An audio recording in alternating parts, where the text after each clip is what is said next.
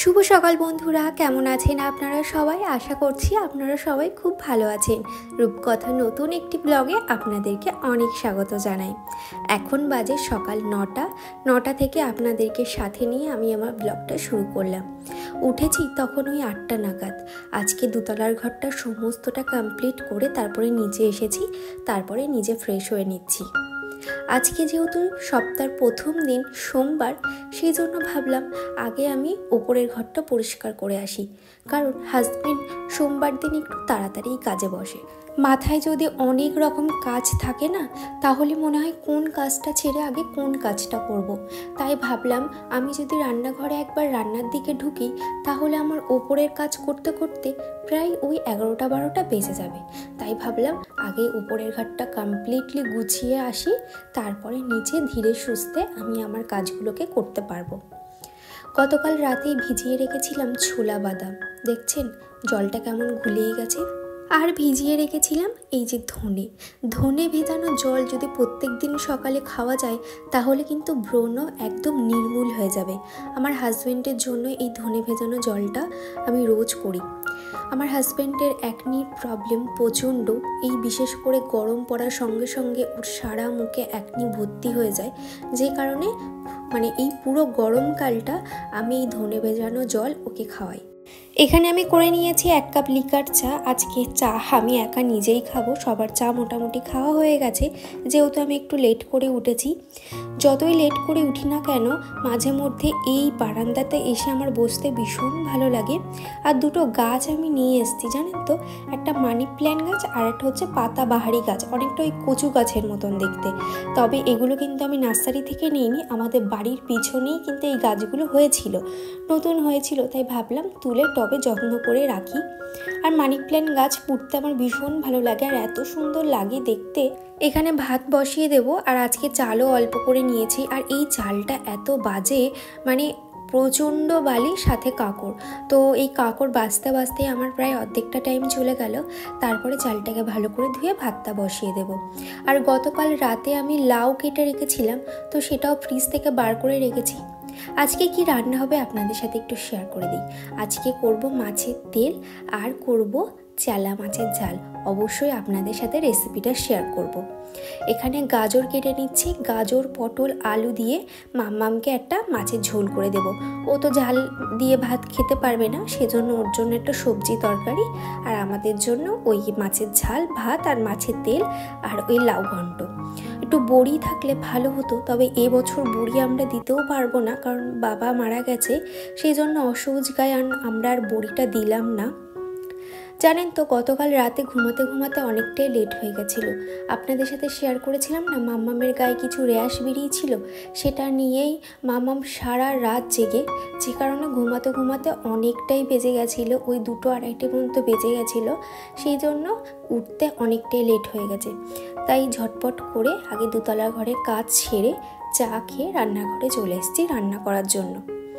বাড়িতে বাচ্চা কাচ্চা অসুস্থ থাকলে একদমই ভালো লাগে না জানেন তো, বিশেষ করে মায়ের মনটা যেন ছটপট করে। আর বাচ্চা কাচ্চা যদি ঠিকঠাক অ্যাক্টিভিটি থাকে, তাহলে মনে হয় যে না, আমি সমস্ত কাজ আমি করে নিতে পারবো হাসি মুখে, কোনো কষ্টই হবে না। তবে মেয়েটার শরীরটা খারাপ, তো ওই জন্য মনে হচ্ছে যে কখন আমি রান্নাঘরের কাজ, ঘরের কাজগুলো সেরে ওর কাছে গিয়ে একটু বসবো। রুটি করলাম, আর এই আটার কৌটোটার গায়ে না এরকম আটা লেগে লেগে থাকে, যে কারণে আমার বিরক্তি লেগে যায়, আর মাঝে মধ্যেও পরিষ্কার করি। এবার আটাটা ফুরিয়ে গেলে এই কৌটোটাকে মেজে রাখবো। এখানে দুধ জাল দিলাম আর একটু গুড়ের বাতাসা দিলাম। আর এই যে লাকচাগুলো দেখছেন, এই লাকচাগুলো না ভীষণ ভালো জানেন তো, এটা পুরো রেডি করা লাকচা, ঘি দিয়ে ভাজা। তবে দুধের মধ্যে দিয়ে আমি কিন্তু ফুটাবো না, এবার ঢেকে রাখবো। পেঁয়াজ, টমেটো, কাঁচা লঙ্কা, আদা, রসুন সমস্ত কিছু আমার এখানে রেডি করা হয়ে গেছে। আর এই মাছের পিসগুলো দেখছেন কত সুন্দর না, একদম ইলিশ মাছের নকল। বড় বড় কাতলা, পোনা এইগুলোর থেকে না আমার ওই চিংড়ি, ট্যাংরা, মোরলা এইসব ছোট ছোট মাছের প্রতি ভীষণ ভালো লাগা আছে বলতে পারেন। আমার এইসব ছোট ছোট মাছ খেতে ভীষণ ভালো লাগে, বিশেষ করে ট্যাংরা মাছের ঝাল, মোরলা মাছ ভাজা, পেঁয়াজ লঙ্কা দিয়ে সেই মোরলা মাছ গরম ভাতের সাথে মাখলে দারুণ লাগে। এই বড় মাছের প্রতি ভক্তিটা আমার একটু কম, তবে মাঝে মধ্যে যদি এরকম চেলা মাছ, ইলিশ মাছ আনা হয় তাহলে কিন্তু বেশ ভালো লাগে। মাছগুলো এখানে ভেজে নিয়েছি। তারপরে কড়াইতে একটু তেল দিয়ে পেঁয়াজ আর কাঁচা লঙ্কা দিলাম, সাথে দিয়ে দেব কটা রসুন। রসুন না দিলে আবার গন্ধ বেরোবে মাছের তেলটা দিয়ে, সেই জন্য রসুনটা দিয়ে ভালো করে মাছের তেলটা একটু করে নেব। তারপর কড়াইতে আরেকটু তেল দিয়ে 5 ফোড়ন আর লঙ্কা দিলাম। তারপরে দিয়ে দেব কেটে রাখা লাউগুলো। এই লাউগুলো জানেন তো একদমই ভালো দেইনি, কেমন একটা যেন বেশ শক্ত। অনেকক্ষণ ধরে করার পর প্রেশার কুকারে দিয়ে ঘরে চলে আসলাম। আর যেহেতু মাম্মাম একটু অ্যালার্জির ওষুধ খাচ্ছে, মাম্মাম অনেকক্ষণ ধরে ঘুমিয়েছে, আজকে প্রায় ওই 9টা মতন বাজে ও ঘুম থেকে উঠেছে। তারপরে ওকে দুধ খাওয়ালাম, ও এখন বাইরে খেলা করছে। আপনারা দেখবেন আমি কিন্তু সব সময় ঘরটাকে পরিষ্কার পরিচ্ছন্ন করে রাখি, তবুও ওই মাঝে মধ্যে বাইরে যায়, গিয়ে কি ধুলো টুলো মাখে, বাচ্চা মানুষ বোঝেনি তো, সেই জন্য ওই গায়ে ডাস্ট অ্যালার্জি বেরিয়ে গেছে। তারপরে খাটটা একটু মুছে নিলাম, যেহেতু খাটের ওই সাইডটাতে মাম্মাম শোয়, সেই জন্য ভাবলাম যদি খাটে মানে অল্প ধুলো থাকে সেটা মাম্মামের গায়ে লাগবে, লেগে আবার ওরকম র্যাশের প্রবলেম হবে। সেজন্য ভাবলাম খাট, দরজা, জানালা, তারপরে এই যে শোকেস, এগুলো সমস্তটাই আজকে আমি কলিং দিয়ে পরিষ্কার করব। আপনারা দেখেছেন আমি কিন্তু সব সময় ঘরের সমস্ত কিছু ক্লিন করে রাখার চেষ্টা করি, তবে ওই যে আমাদের বাড়ির সামনে একটা মাঠ আছে, আর সেই মাঠে এত পরিমাণে ধুলো ওড়ে, সেই সমস্ত ধুলো আসে আমার ঘরে। তো যতটা পারি আমি ক্লিন করে রাখার চেষ্টা করি। তারপরেও যে মাম্মামের কেন এরকম হলো, এখন মনে হচ্ছে যে আমি হয়তো আরও ঘরদোরগুলো মানে পরিষ্কার করে রাখলে ভালো হতো। তবে মানে বাইরে খেলাধুলো করে তো, বাচ্চা মানুষ কত ওকে আটকাবো বলুন তো, বাইরে তো যাবেই, সেই জন্য ওর গায়ে এরকম র্যাশ বেরিয়েছে। আর আমার গুগল অ্যাডসেন্স পিন এসে গেছে। আগের ব্লগটাতে আপনাদের সাথে সবটাই শেয়ার করেছি। খুব একটা আনন্দ দিন বলতে পারেন, মানে ভীষণ একটা আনন্দের দিন এইটা। আমি সবাইকে দেখতাম হাতে পেয়েছে, আজকে আমি হাতে পেয়ে ভীষণ খুশি। মাম্মামের ওই অ্যালার্জির ওপরে ওষুধ তো দিয়েছে, তারপরেও আমার মা বলছিল যে একটু নিম পাতার রস যদি ওই ওপরটাতে দেওয়া যায় তাহলে নাকি জীবাণুটা মরে যাবে। আপনাদের সাথে আমি নেক্সট ব্লগে শেয়ার করব মাম্মামের কিভাবে হাতে র্যাশটা বেরিয়েছে। আর র্যাশটা না কমছেই না, চুলকানিটা বন্ধ হলেও সেই র্যাশের দানাগুলো না হাতে রয়েই গেছে। আপনাদের সাথে নেক্সট একটা ব্লগে শেয়ার করব। আপনারা যদি কোনো সলিউশন জানেন অবশ্যই আমাকে জানাবেন। তারপর ঘরের সমস্ত জিনিস আমি আজকে ক্লিন করলাম, করার পরে প্রায় বেজে গেছে এখন 12:30।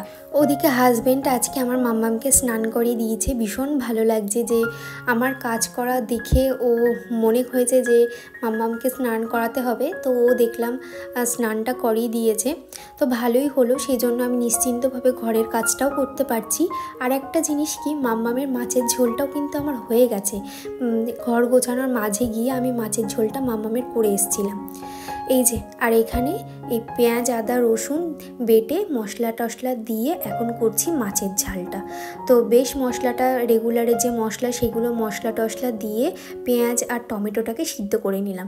এদিকে বেটেছি সর্ষে, আর মশলা কষানোর পরে এই সর্ষের জলটা দিয়ে দিলাম, আর একটু জল দিয়ে ঢাকা দিয়ে দেবো। আর এদিকে হলুদ বাড়ন্ত ছিল, সেই জন্য একটা হলুদটাও ঢেলে নিলাম। আর এদিকের মশলার কোটোটাও আমি একটু পরিষ্কার করে নিচ্ছি। আর মশলাদানি যদি পরিষ্কার থাকে না, দেখবেন অনেকটা পজিটিভ এনার্জি পাওয়া যায় নিজের মধ্যে। এদিকে ঝালটা ফুটে গেছে, এর ভিতরে দিয়ে দেব ভেজে রাখা চেলা মাছগুলো। দারুণ হয়েছিল জানেন তো খেতে। আপনারাও কিন্তু বাজার থেকে চেলা মাছ এনে এই রকমভাবে পেঁয়াজ, আদা, রসুন দিয়ে ঝাল করতে পারেন। ওপর দিয়ে সর্ষের তেলটা দিলাম না, আমাদের যেহেতু ঘানের তেল, গন্ধ ভার হবে একটা। তারপরে জল ভরা হয়ে গেছে, এখানে বাসন মাজা হয়ে গেছে।